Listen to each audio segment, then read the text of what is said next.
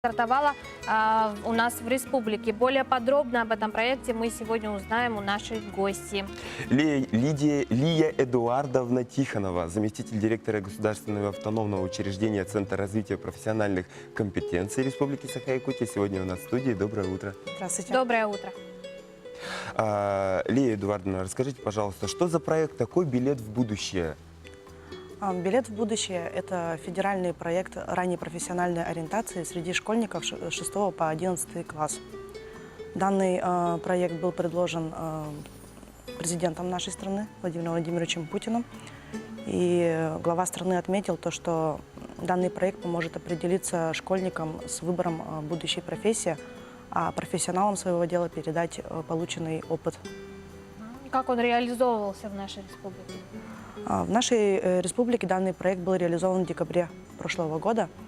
Региональным оператором данного проекта выступила наша организация.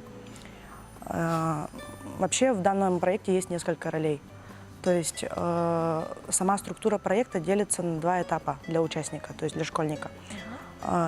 Если я школьник, я прохожу сначала онлайн-тестирование, это заочный этап, который помогает мне определиться, ответить на такие вопросы, какой я, что мне интересно, что я умею и какие сферы деятельности могли бы мне подойти в будущем.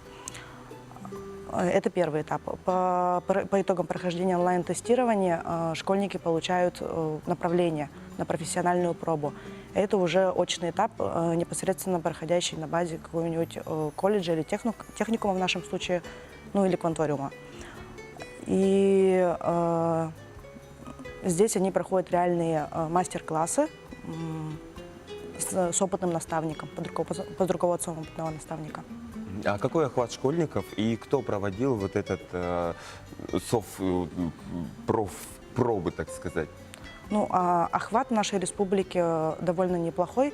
В сравнении с другими регионами мы находимся на 6-м месте.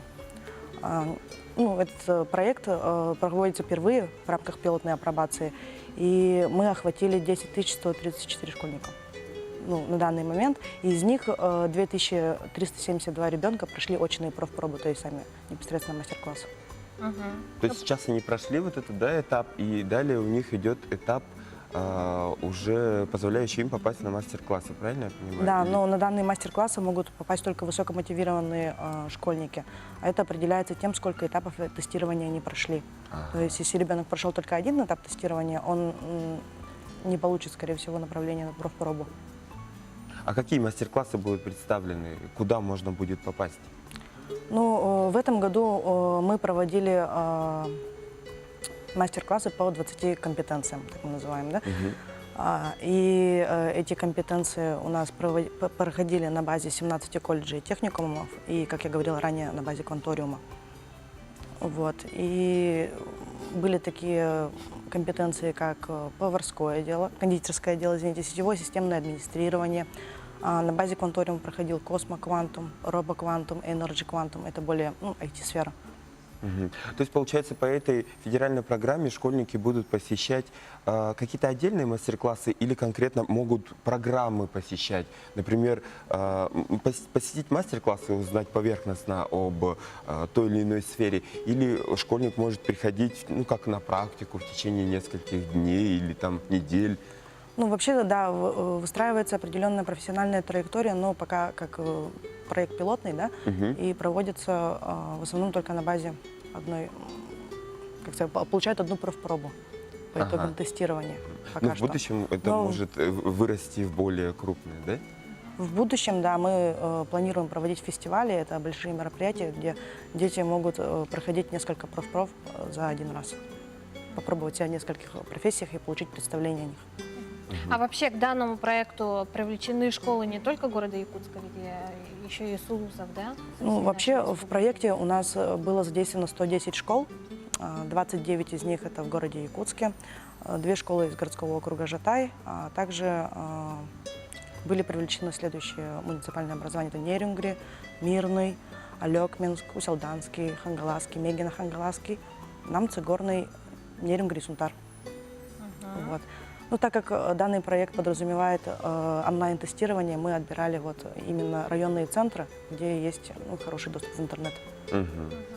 Может быть, какой-то из улусов или городов наиболее активно себя показывает? Ну, Якутск, да, в этом году Якутск охватил более 6 тысяч, ну, в плане регистрации прошло более 6 тысяч из 10 тысяч, которые я говорила ранее.